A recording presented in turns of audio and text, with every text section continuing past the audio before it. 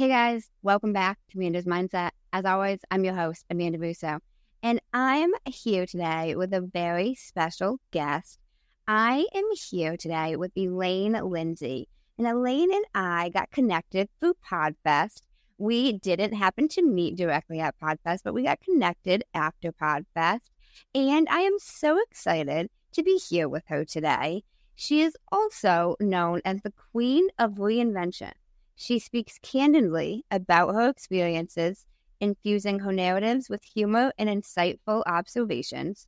Her multifaceted career encompasses roles as a speaker, podcaster, writer, part-time comedian, and social media foundation specialist.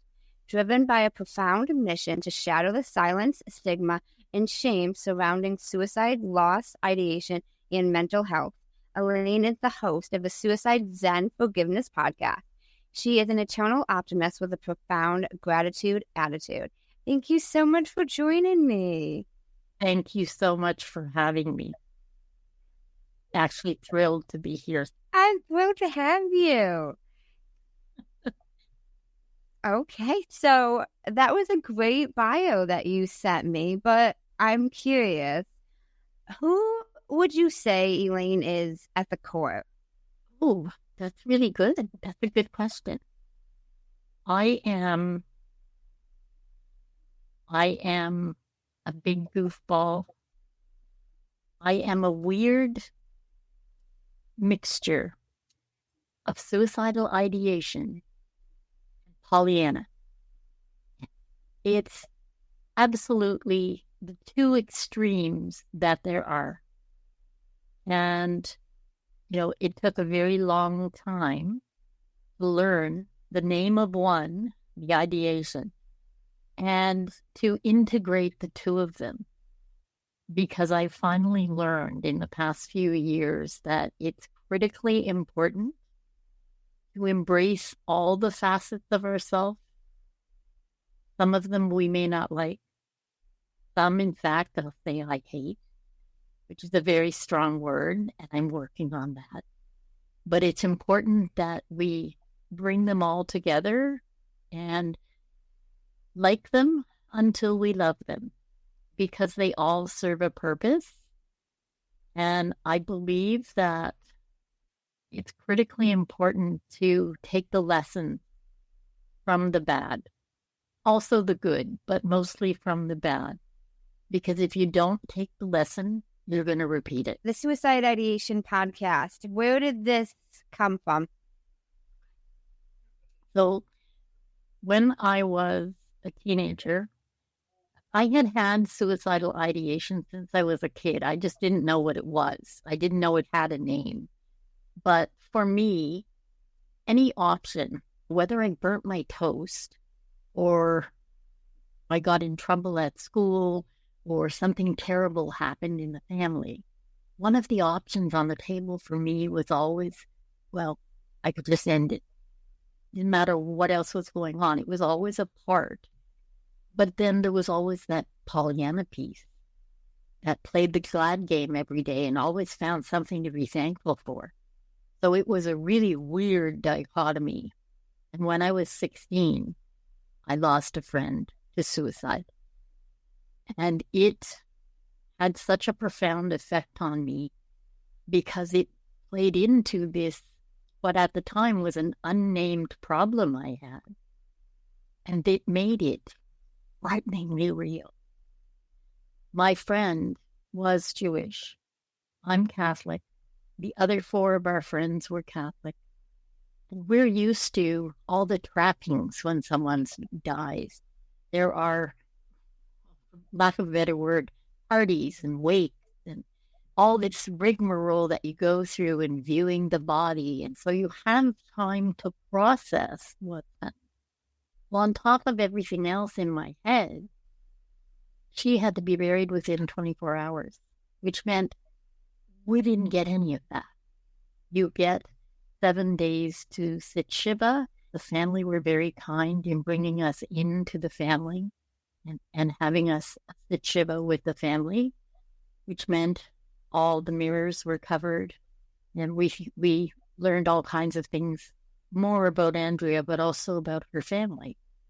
And it was a full week-long event, but it didn't allow for that closure that you can start with when you get to see someone when they're no longer vital and alive. I couldn't have put that into words back then either. I just knew that I was full of feelings I didn't want to feel, and I didn't want to be there. I did not want to be this person. I didn't want to be in this state. So I turned to drugs and alcohol in high school. I totally annihilated my life. And I spent, some weeks, 3-4 nights in the cemetery wanting an answer to why. And knowing, I think, in the back of my mind that was never going to happen. But it became ritual, and it frightened my parents so badly that they took me back to Scotland for 6 weeks. Later that year, Andrea died New Year's Eve, just coming into 1972. And when I got to Scotland, I felt bad for my parents later because they just gave me a whole new group of friends to party and get drunk with, do drugs, and stay out of all the feelings. And for what it's worth, in looking back now and after working with a spiritual mentor and other people, we've come to understand that I basically just left. I went back to being about 12 years old because that was a time of less complication, less realness, less pain, and no grief. So for me, I started going through my life, not maturing, not getting mentally any older, being totally lacking in any maturity, and just not sort of playing the game of life. I was playing the game in that I got married early, lost a child, and then 4 years after it, I was crushed on the highway in front of her grave. I was crushed between 3 cars. I was 7 months pregnant. I lost the baby. I lost half my left leg from the calf all the way up to my thigh, part of my femur, vertically, because the engine of my Mustang took it when the cars came together on me and split apart. And I will swear to this day that before I hit that highway, frozen highway, it was the 19th of March, 20th of March, and it was 30 below. And as I went flying through the air, it was like somebody put the hood up on this big fur coat I had on, and it saved my head from splitting like a melon. I attribute that to Andrea. And rightly or wrongly, that and the fact that I was one left behind when she took her life. For the next 50 years, it always came to that piece when I was ready to leave, when I couldn't take any more pain, when things were just not what I could deal with. There was always that little voice in my ear. You know what it feels like to be left behind. Are you really going to do that to your family? What about your children? What about your husband? And it was always Andrea in my ear. So come 2018, I had been invited to LinkedIn in Toronto with work. I spent the day down there, and when I got there that morning, I had a brand new phone, and I needed a new phone case. So coming through the train station, there was a little store, and I went in, and there was a Kate Spade phone case. It was really pretty and blingy, and I like my bling. And it had Swarovski crystals and flowers on it. And I thought, oh, that's really nice. Who's that by? So I bought it. That afternoon, I found out that she had taken her life. Within the week, Anthony Bourdain took his life. And I had only started talking about my own life story a couple of years before. And I realized that In essence, Andrea had given me the best, worst gift you could ever give someone. It was time for me to step up and give back, because we are losing too many people all the time in almost every demographic. And that led to the start of the podcast, which was originally called Keep Breathing. It was sporadic. I didn't really know what I was doing with it or what I wanted to turn it into. In January of 21, a friend called me from California. She said, I know you don't like Apple. Don't buy a phone. Just go get an iPad. You have to try this Clubhouse thing. I think it could be useful for you. Okay. So I went and got myself an iPad. And when I met her in Clubhouse, she said, would you please tell the group what you do and how you got here? And all of a sudden, I heard myself telling them about Andrea and telling them about the podcast. And my friend was in shock because she didn't know about my accident. She didn't know about what came later, which I'll tell you in a minute. And she said, like, what are you talking about? Where did this come from? Well, it's my life story. I just never told anybody. And I am 68 years of age. I did not tell a soul anything about my life until 2013. And that car accident happened in 1976. So it was a long time coming. But I smile because that accident was just the first in a series of life lessons. They were very, very hard to learn. They made me a very nasty person because I wasn't just me anymore. I was a victim. And that's not anywhere I ever wanted to be, nor would I ever go back. Now, you mentioned you got involved in drugs and alcohol in high school, and that was after Andrea passed. How did you stop that? Well, that's a really good question. At the time of, I guess, 1907, when I got married and was pregnant with my daughter, I just literally stopped because I was pregnant. And I took it up again later, but through my whole pregnancy, I did nothing. And that happened 2 years later when I had another little girl. Unfortunately, she died. And after the accident, I was on so much pharmaceutical medication. There was no room for anything else. I was in such bad shape. I ended up with no kneecaps, no cartilage in either leg. I had surgery on one or the other leg about every 4 months for the next 5 years. I had to have massive skin grafting done to my leg to cover the hole, part of the hole.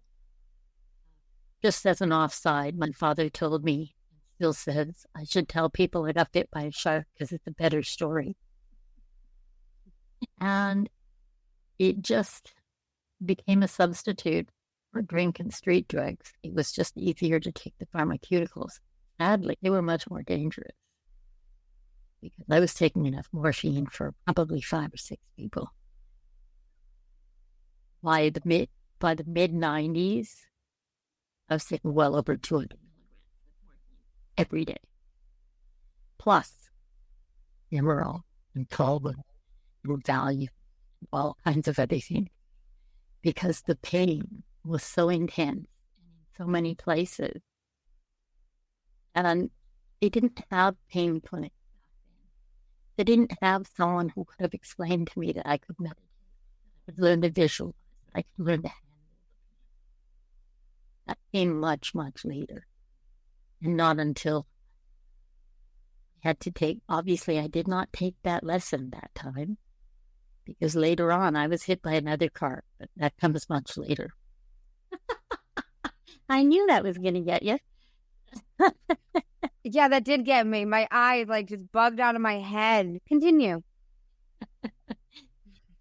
So after the accident, another sort of offshoot of that was they started giving me cortisone shots for my legs. But I got them every month for 5 years. And back then, they had no idea what cortisone did. They just knew that after a day or two of pain, had days where it didn't hurt. But what that meant was you could push yourself really far and do even more damage. Nobody knew that. And another thing about cortisone, it rots your teeth from under the gums. It can make your bones brittle. It can do a lot of very nasty things. And now, when you have surgery, it's right on the questionnaire, have you ever had cortisone? Because now they know what some of those complications are. I became a bit of a guinea pig later on for certain pharmaceutical because they had to give me so much. But those 5 years after the accident, I didn't deal well with what had happened. I could not come to terms with the big hole in my leg. I couldn't deal with the fact that in my head, it had always just been big blue eyes and long, long legs, which is kind of a joke because I'm 5'2", but they were long for 5'2". But in my head, that's all I was. I had no self-esteem. And my head was all wrapped up in losing my friend. It was a terrible soup in there, let's just be honest. Being a victim meant that I would lash out first, say terrible things about me so no one else could.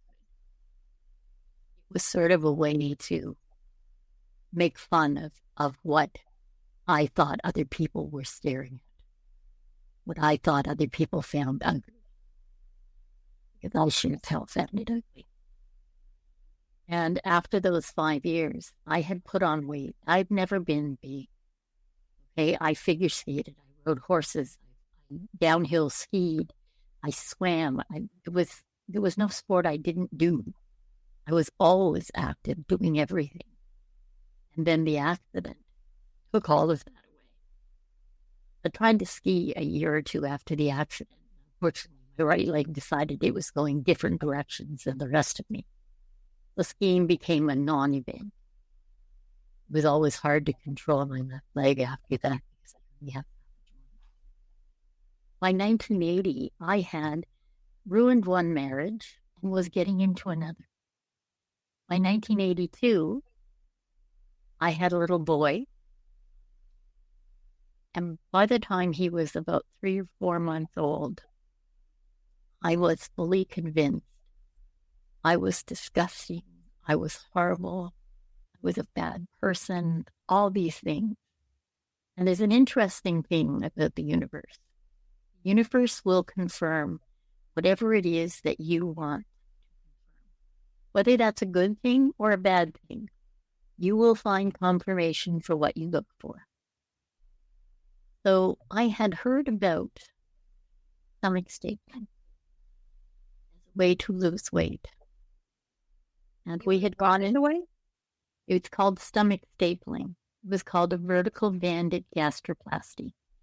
It was only about a year old, and I learned that there was one doctor in our city that was doing it. I saw this on TV, and we had gone, whole family, for brunch one Sunday. My son was a few months old. I went into the washroom at the restaurant.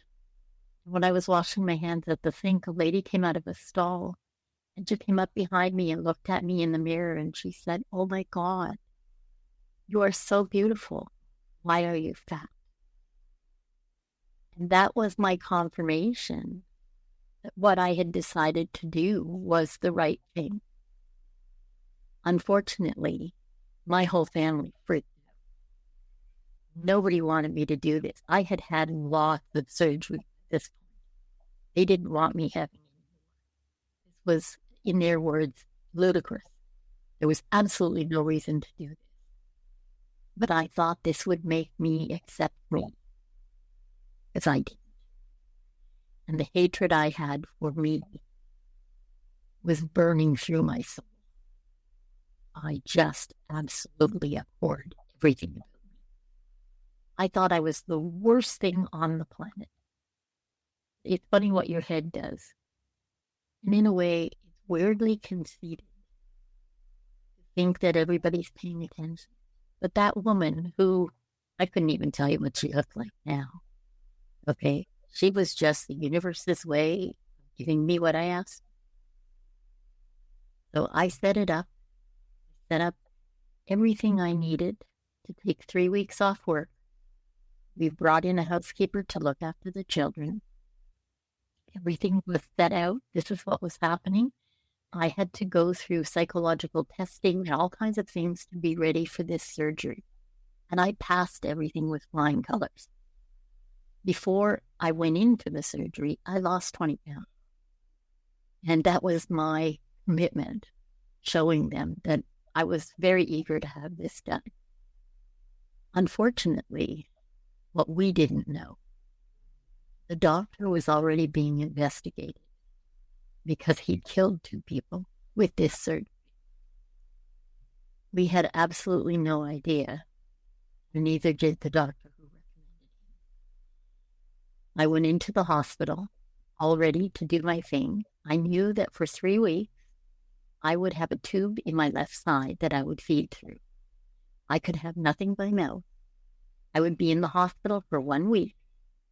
And at the end of 3 weeks, they would take the tube out, and I would go into eating in a whole new way to suit this now smaller stomach. Unfortunately, during the surgery, we'll never know what actually happened, because we found out in court 12 years later that the doctor had made a couple of OR reports for that surgery, trying to cover his mistake. He lied and said he did things that made no sense. None of it made any sense to us, but we didn't find out for 12 years. I went home on the Saturday. I had this weird pain in my left shoulder blade. Didn't know what it was. I had told the nurse, and I had a fever. They couldn't get rid of the fever all week. The doctor said, you can go home as long as you promise you will come in on Tuesday and do a swallow to make sure everything's okay. Yep, no problem. I knew I would do better at home. Unfortunately, I went home and this pain just got worse and worse. I couldn't sit, I couldn't stand, I couldn't lie down. And after 17 hours, my husband called emergency, took me in.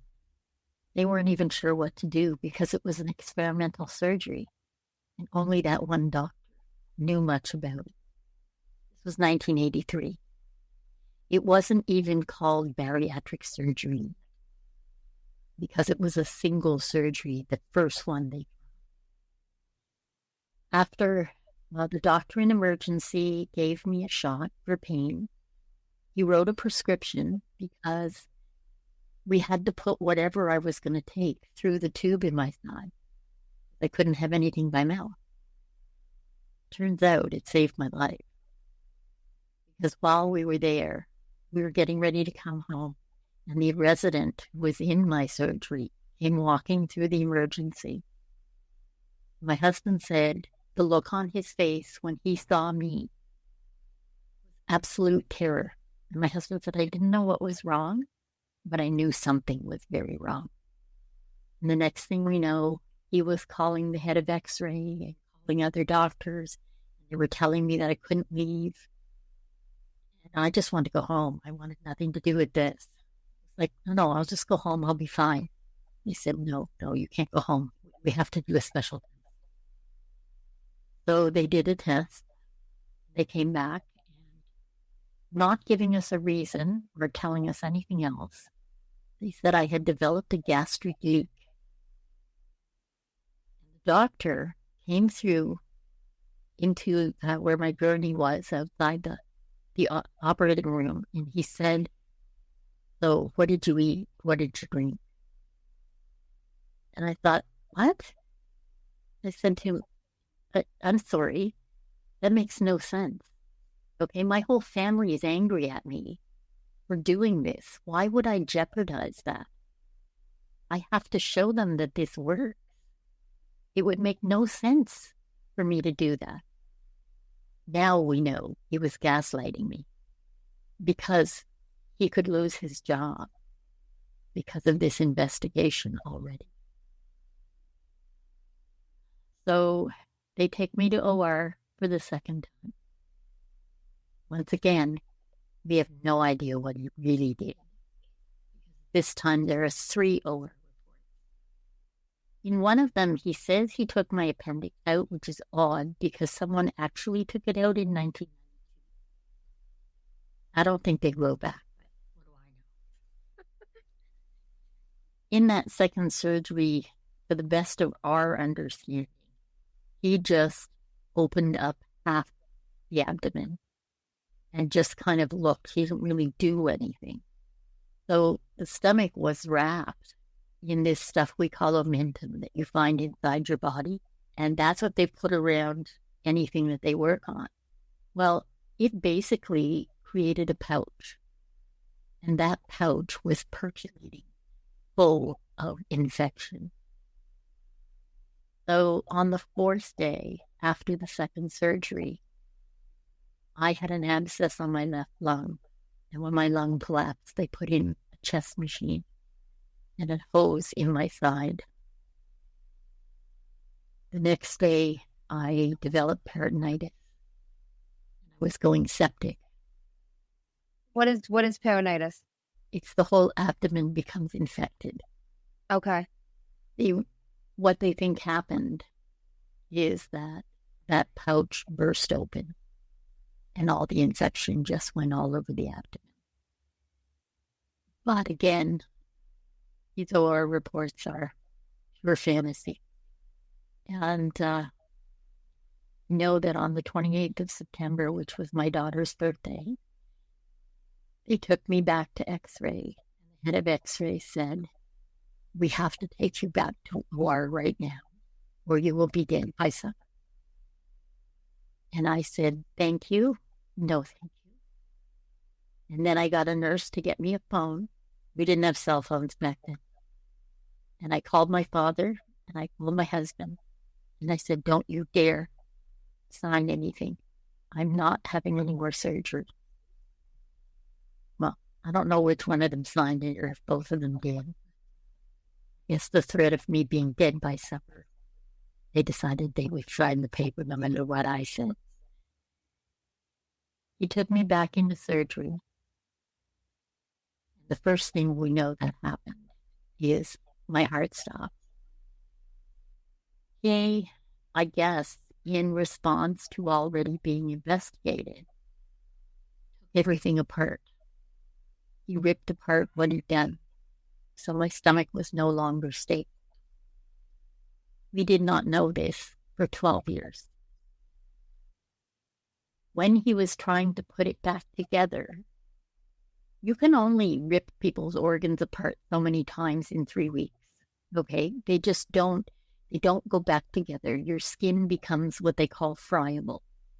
It becomes like Jell-O, like you can't stitch it. That makes sense. Yeah. So the resident said that I just stopped breathing. They were trying to get me breathing again. And he called in another surgeon. He got him to cut a hole in my throat.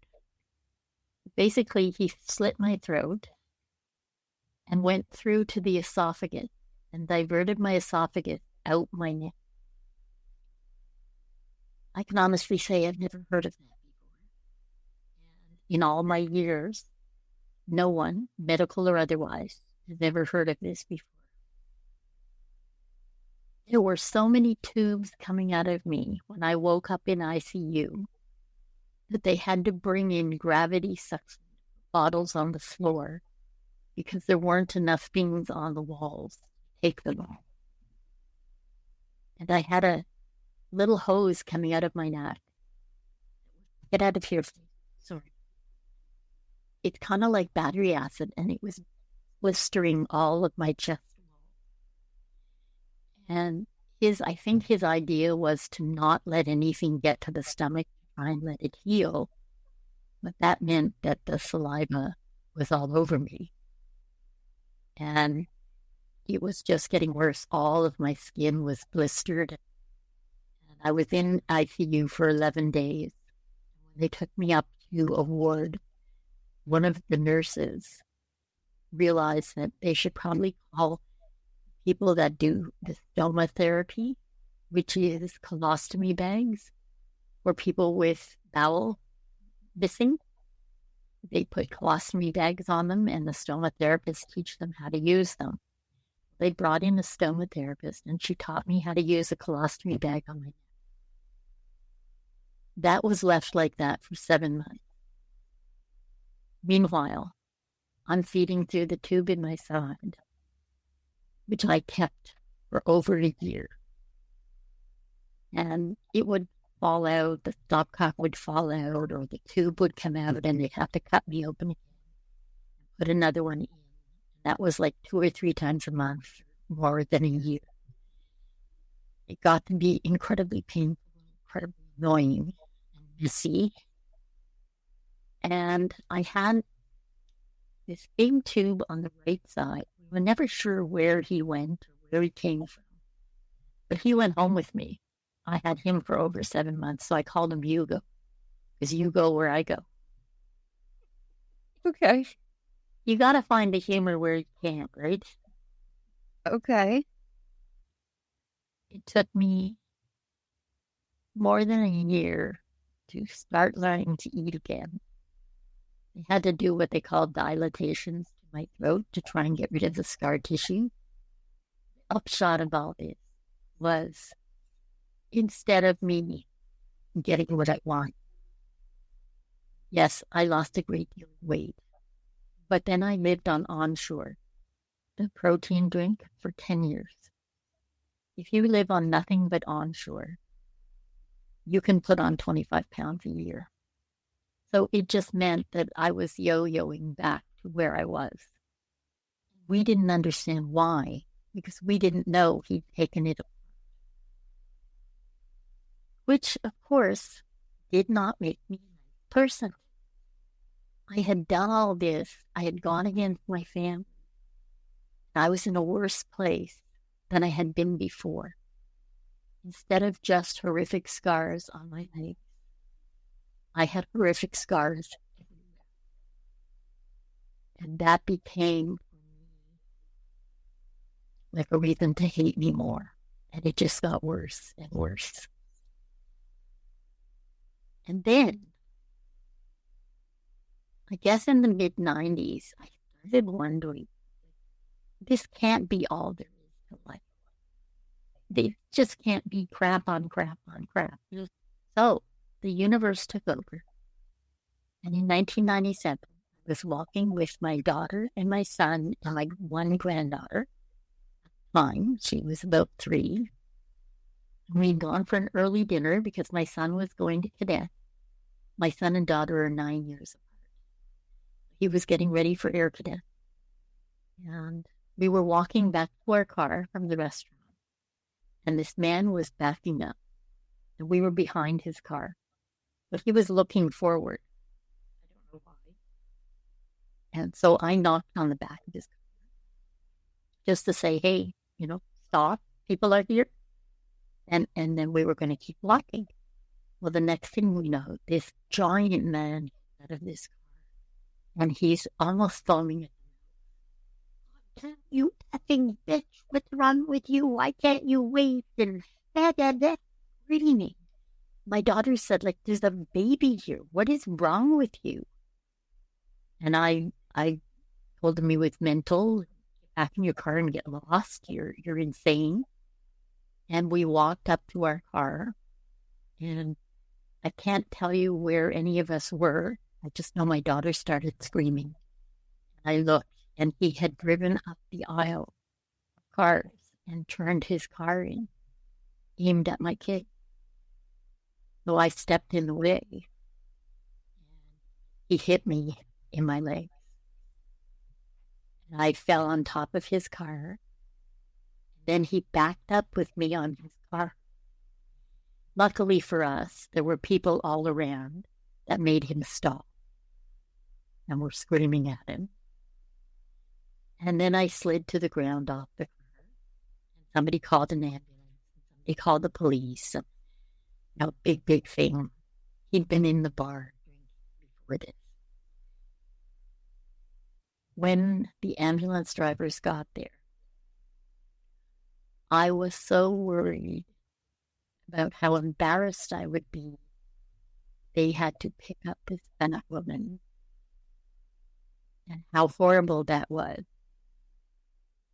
By the time I got in the ambulance, it was like I was watching me, and there was this big aha, like, oh my God, this is all you're worried about? Your legs are totaled already. This is nuts. And I thought, you know what? There really has to be more to life than this. Like, why is this happening? And as I said it, it was like, this right here. You're the common denominator. That was the start of me digging into everything I could research. What is life? What is energy? What is all of it? Okay. Now, before we keep going down all the roads, how did you find out 12 years later this doctor was... I feel like I'm watching a movie. Yeah. We went to court, and the upshot But how did it come about? How do you know he was a fraud? Because we didn't know he was a fraud, but what happened, that's a really good question, actually. At the end of a year, I was still not able to eat. Okay, I couldn't swallow properly. I was in pain all the time. And he said, it's all in your head. And walked out of the office. And 2 nurses came and said, you have to stop him. He's going to kill more people. I said, what are you talking about? He killed 2 people before you. And that's when I knew I had to take him to court. But you have to understand, we're in Canada. And in 1993, which is when we finally, 94, when we finally got to court, I only had the option of a judge, no jury. No doctor in Canada would go against another doctor. Because in Canada, there weren't lawsuits back then. Not like America. I would have made a killing in America. But what we learned later, for what it's worth, we were told the judge was bought. At the end of the trial, after 4 months, the head of the law firm that was working on my case marched me over to the office and presented me with a bill for $768,426.29. I said, are you fucking kidding me? You couldn't knock off 29 cents? And he said, Elaine, you're being rude. When the judge's decision came back, he found $500,000 in damages. He just couldn't pin it on the doctor. The doctor brought the missing x-ray to court, and the head of my law firm became a superior court judge in Toronto. The law firm disintegrated, but the last thing they did was take me to the defense lawyer's office and said, if you try to appeal this, we will take your father's house. Because in Canada, when you do a medical malpractice or any family law, the entire family is involved. And my parents only had one house that they had bought after long, hard years of work, and I would not do that to them. So I said, keep your damn money. and just, you'll get yours. That left me bitter. That was in 1996. Along with that decision, I got a letter saying that I'd better go be tested because the blood I got in the hospital came from American prisoners, and many of them had HIV and Hep C. Can I ask you a quick question? Yeah. How old were you when you had this surgery? 27. You were my age. Yeah. Okay. And you were 16 when your best friend passed away? Yeah. And I was 20 when I lost part of my... Okay. Yeah. 2001, I fell getting out of my car, and my arm shattered in 1,000 pieces. They found out I had osteoporosis, also courtesy of the botched surgery. In 2003, Christmas was diabetes. So now I'm on insulin. In 2016, I collapsed at a comedy club, which is not funny. I kept thinking, oh, please, God, don't let me die in a comedy club. That's just too cliche. But the doctor realized that there was something very wrong in this collapsing, and they found that I have mitral valve disease. And they investigated further, and they found out I had cirrhosis. That all came from what he had done, because the long-term effect of weight loss, bariatric surgery, is malabsorption, malnutrition, serious bowel issues, pancreatitis, cirrhosis, gastric stenosis, a million things. And I have cirrhosis. I've known that for a long time. But last fall, we found out I have pancreatitis. And just, I guess, the latest in what he left me with. Why I talk about that is because all of the Ozempic and Wegovy and all of these current semaglutide answers to weight loss frighten the hell out of me, because they don't have long-term effects. They don't know. They haven't been around long enough. And I am walking proof, 40-odd years, of all the things that can continue to go wrong. Good news is, for me, over COVID, I started working with a spiritual mentor. I started working with her and learning meditation and visualization. I read every book I could get my hands on, from the 9th Insight to the 4 Agreements. But reading all of that to come to understand, I have choice. I run this ship. I can decide whether or not I'm going to make it run well or not. Even with all those things, I no longer have hepatitis C. And that comes from a lot of interior work. But back in 2016, I couldn't get to a place where I could even like me. And that was making it very difficult to really change. And my spiritual mentor and other people took it upon themselves to basically make an intervention. And someone brought me the concept of kintsugi, the Japanese art of repairing broken crockery, because they believed that when something breaks, you don't throw it away. They would repair it with real gold paint. That became more beautiful than the original piece. And so rather than throwing these things away, being angry with them or upset or embarrassed or shamed, you would put them in a place of honor and display them. Not ready to do that yet. And I did say at the time, oh, so paint my scars with gold paint. Okay, Can we buy it by the keg? That's how many scars there are. You could just kind of dip me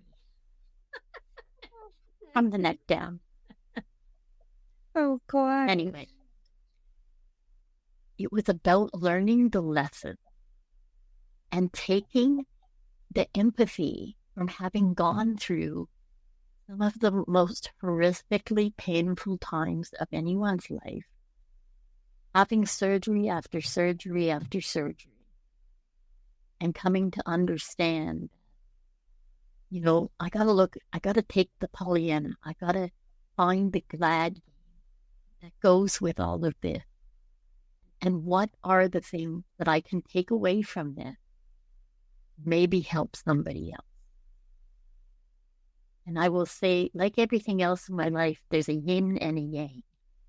I have empathy for people who suffer. I don't have empathy for people who whine about a cold. It's kind of funny because I don't suffer fools gladly. Never have. But Good. Okay. it is what it is. And in 2018, I got on stage at a comedy club, did my 6 minutes, and got invited back. So I got on another stage the next year at a different comedy club. Can you hear me now? Yes, I can. So, Look at your time. It's 50:56, so it's easier for you to find. you mentioned a couple different horrific experiences that you've gone through. Do you believe as human beings we have to undergo horrific experiences? Yes and no. I believe, there's all these things. Souls travel in packs, and we come from a collective energy. But I believe it's this way. Our soul comes to Earth to experience life as a human. And when you do, it's like, some people go to Disney. They go because they want to get on, or the teacups, or whatever. And some of us get on for the for the scorpion and the roller coaster, and the really good, terrifying. And that's kind of what it is. So if your soul books big rides, those big rides can be pretty damn scary. If you take the lesson, you only have to go around once. Obviously, I'm a little slow, so I didn't take the lessons right away. Well, in my case, they're not bricks. They're vehicles. See, now that's playing the glad game. Okay. It's a little bent, but it works for me. And the upshot of all of it is, when I started after 97, being grateful for little things. The more I was grateful for, the more that was in front of me. Everything you're grateful for. Sometimes I believe in getting up and stating your gratitudes. What are you grateful for today? Or do it last thing at night. Make a list of 5 things. And there are some days where I'm grateful for the fact that I'm breathing. I'm grateful for the fact that as much as it takes me a long time to get upright and to walk, because it's not elegant, I'm walking, and there are people who can. So you take those things for what they're worth. And I am grateful that I have 5 fabulous grandchildren. I have 2 beautiful adult children. I have a long-suffering husband, 44 years. Father. He's 91, but he got dementia just before he turned 90. That for us is a gift. people who got dementia in their 50s and 60s. So when you really look, there's a lot to be grateful for. So I try every day, and there are days where the pain just takes over. Everything is too much, and I allow myself what I call wallow time. But I put a time limit on that wallow. You say wallow time? I did. Wallow, pity party, poor me, bad man. Okay. That kind of thing. One other thing I want to say, I started working with the soul coach in late 2019.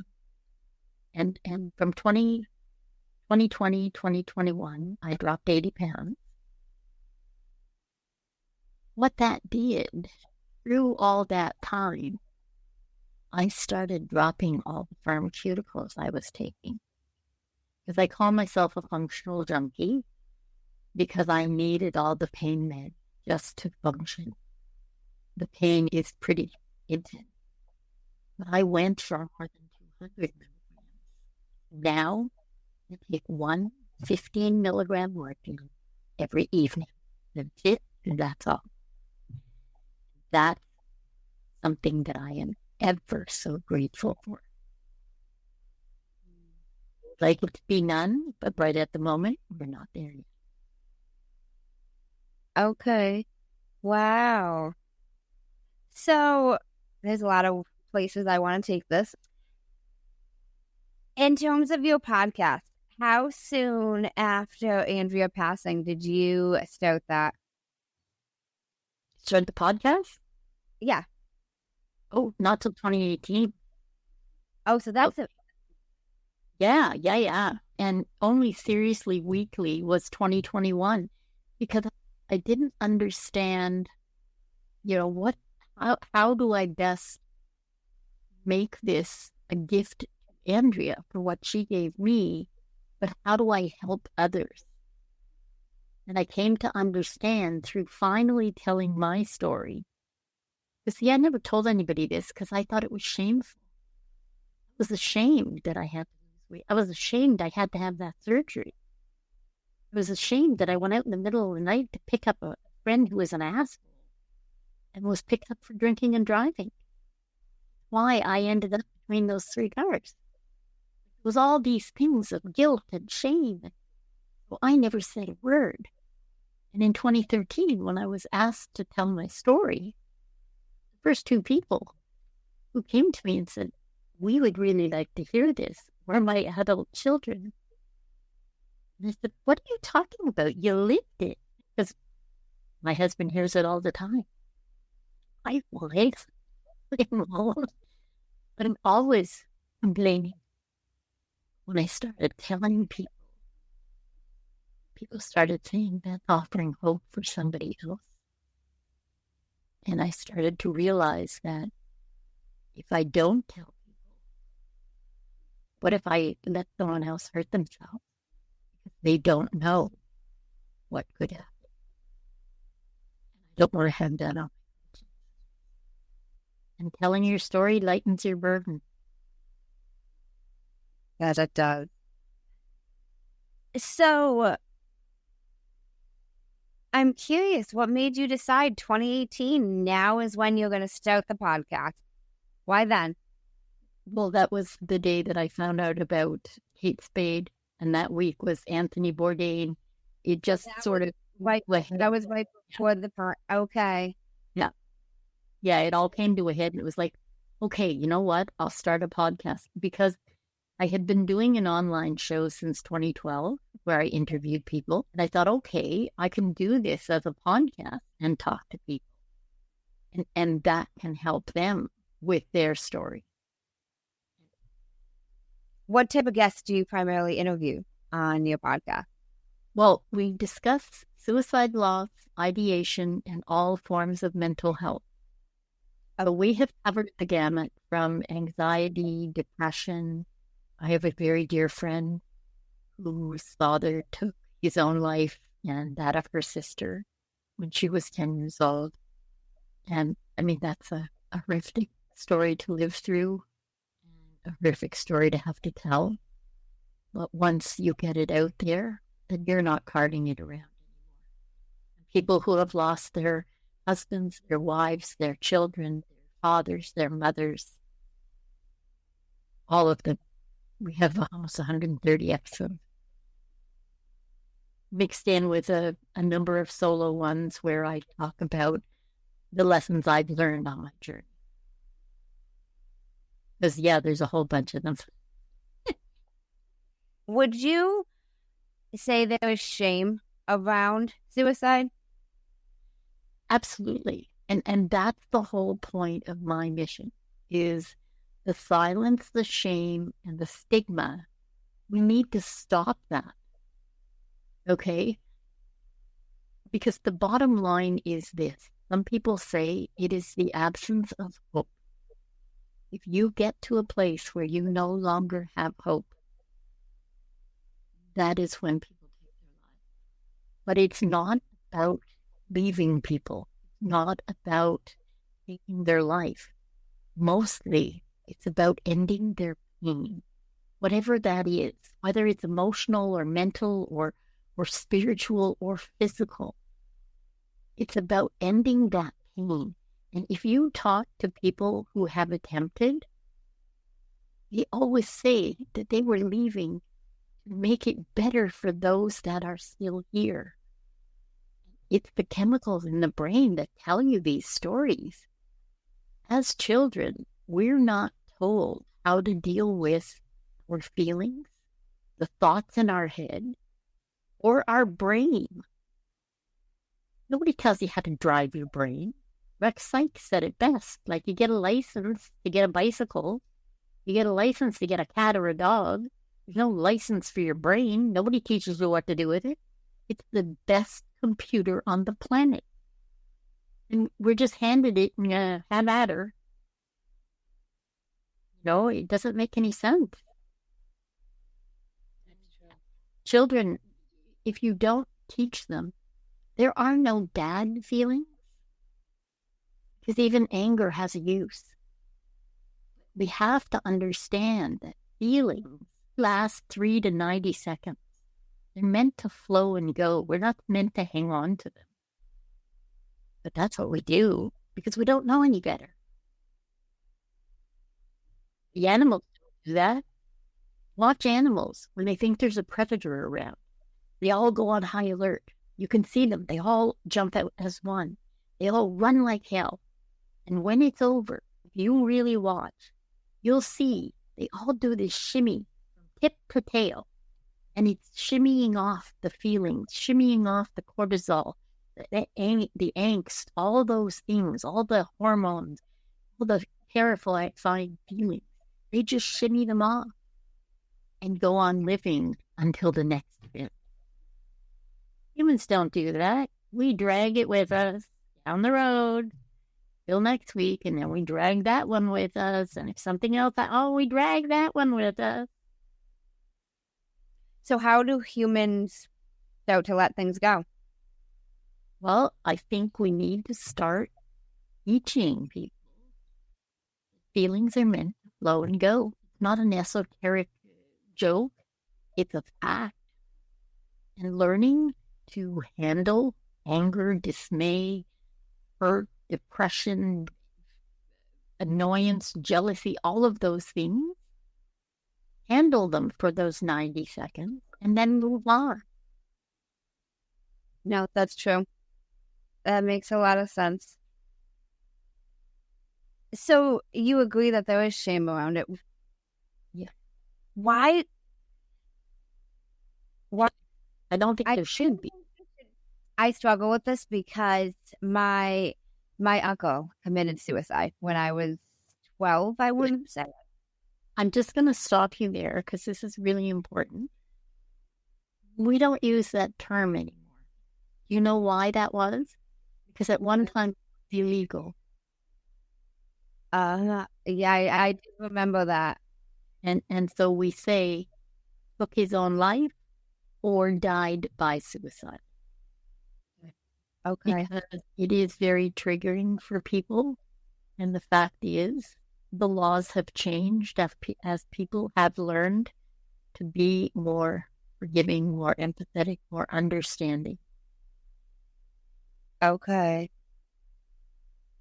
I knew at one point it was illegal, but I didn't realize that that's why it was said. That term, yeah.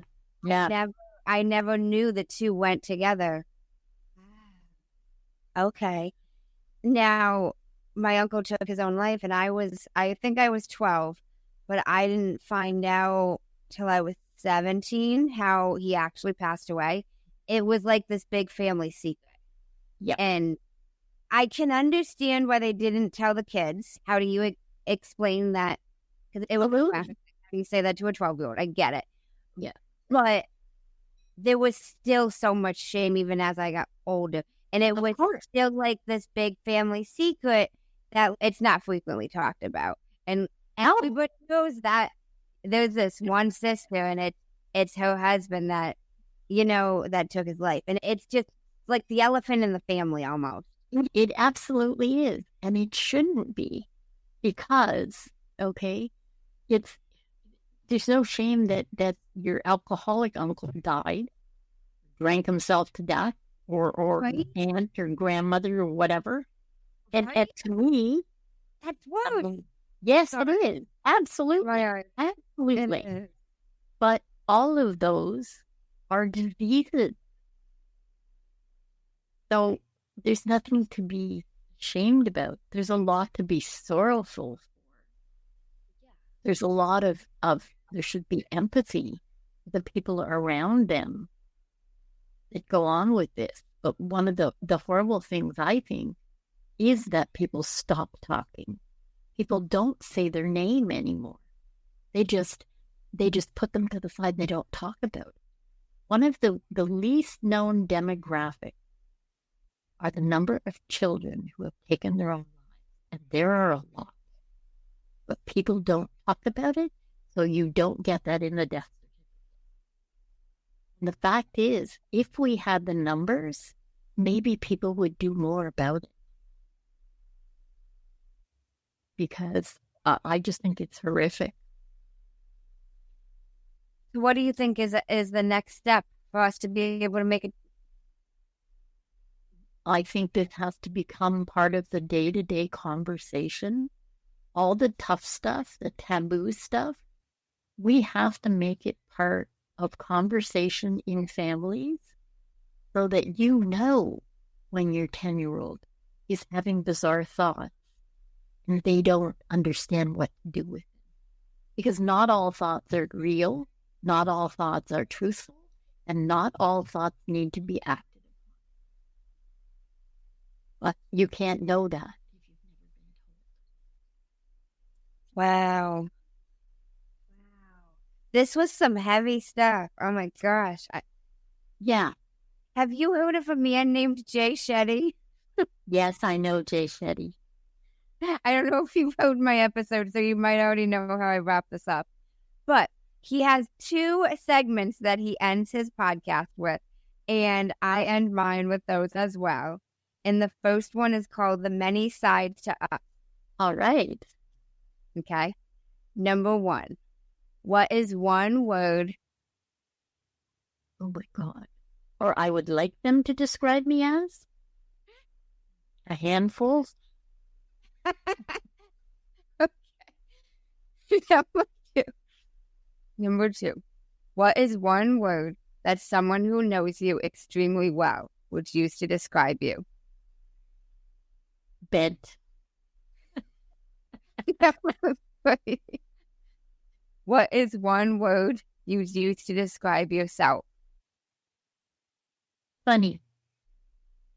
Number 4. What is one word that if someone didn't like you or agree with your mindset would describe you? Outspoken. Okay. Number 5. What is one word you're embodying right now? Real. Then the second segment is the final 5, and these can be answered in a sentence. Number 1. What is the best advice you've heard or received? Listen to your intuition. Why is that the best advice? Because when all is said and done, if you just be still and go inside, you know the answer to every question you've ever been at because your gut reacts. Number 2, what is the worst advice you've heard or received? Worst advice. People you got bit by a shark. What is something that you used to value that you no longer value? If you could describe what you would want your legacy to be, as if someone were reading it, what would you want it to say? You matter. Number 5, if you could create one law in the world that everyone had to follow, what would it be? Be kind to everybody. Because being brutal to others, pointing out other people's flaws or differences is just mean and spiteful. And everybody has a gift and everybody has a flaw. Why not start with the gift? I love that. Thank you. Now I have another question for you. This is a personal one. This is not a Jay Shetty one. But if you happen to have the attention of the whole world for 5 minutes, what would you say? Every single one of us is a human. We're all human. Every single one of us, when you cut us, we all bleed the same. Learn that. Stop picking people apart for being a little different. Realize that beige is boring. If everybody was exactly the same, first of all, there'd only be 2 of us, man and a woman, because there'd be no point in having any more. And second, we'd all be bored to tears. Well, thank you so much. And now, where can the listeners connect with you? Well, you can find me at Suicide Zen Forgiveness, the podcast. You can find me at Elaine Lindsay everywhere. If you look up Elaine Lindsay or the lady with the blue hair or my company, Cruel Social, you will find me. And before we close out, is there anything else you want to share with the listeners? Yeah. Make the very most of your today, every day. I love that. That's beautiful. Well, thank you so much, Elaine. I really appreciate it. Thank you for having me. I just think you are such a joy. Oh, of course. So are you. And thank you guys for tuning in to another episode of Mando's Mindset.